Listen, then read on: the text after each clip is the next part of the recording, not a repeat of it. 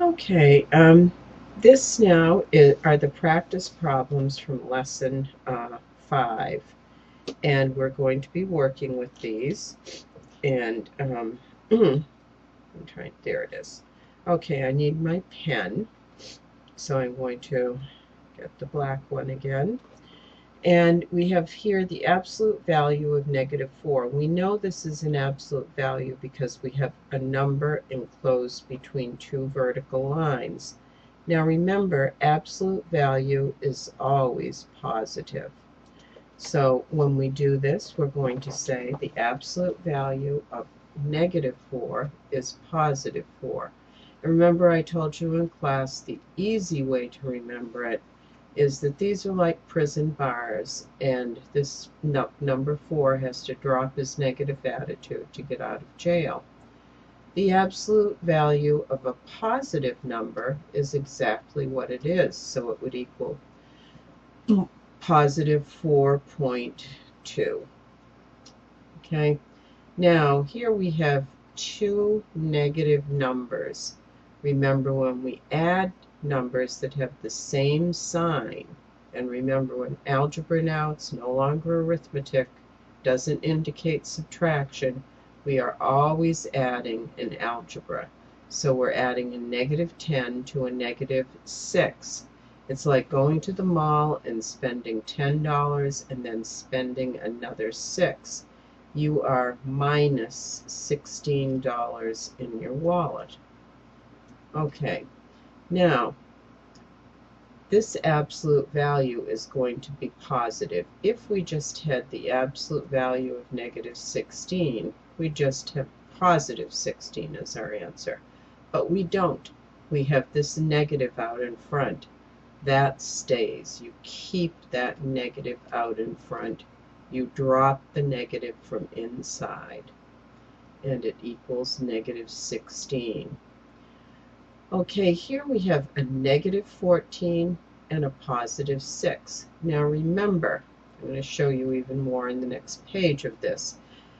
When we have a negative added to a positive, we look at their absolute values. The absolute value of -14 would be +14. The absolute value of 6 is 6. We subtract those absolute values. 14 minus 6 is 8. And we give our answer of 8 the sign of the one with the greater absolute value. So 14 has the greater absolute value. 14 is bigger than 6. We use the negative inside. And again, this answer is going to be now, we drop this negative and we keep the one outside, -8. That's our final answer. Okay, this is just like old-fashioned addition. It's a 3 plus 2, and everyone, I think, can do that. Positive numbers, no problem. Okay, now when we add a negative to a positive, like we said on that other page, what we're doing is we're subtracting their absolute values and giving our answer the sign of the greater. So our greater absolute value is 3, and our 3 is a negative, so our answer will be negative. A visual representation of what's happening is we have 3 negatives. These are all representing negative numbers. So negative, need a pen in here, negative, no, it's still not letting me write, I need a pen.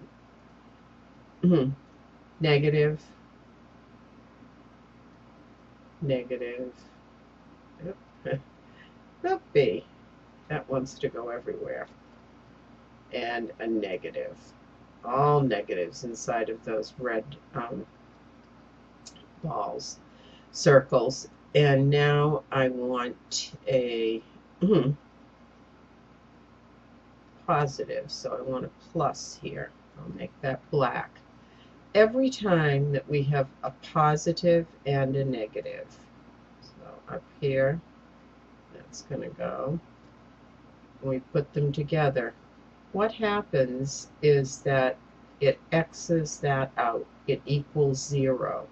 A -1 and a +1 equals 0. Same thing here. We're going to bring this all up, and it's going to get X'd out. And the only thing left is 1 negative, and that's our answer right here. It's that 1 negative.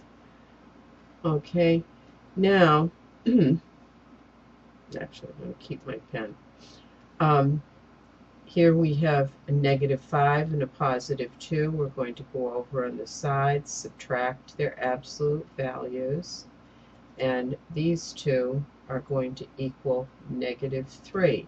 5 minus 2 is 3. The -5 was the absolute value of -5 was bigger than the absolute value of -2, and that's our answer. Then we have plus -3.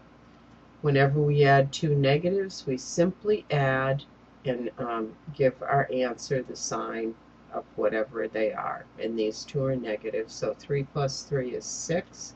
I'm adding two numbers with the same sign, both negatives, and that's what I'm going to do, is just add that.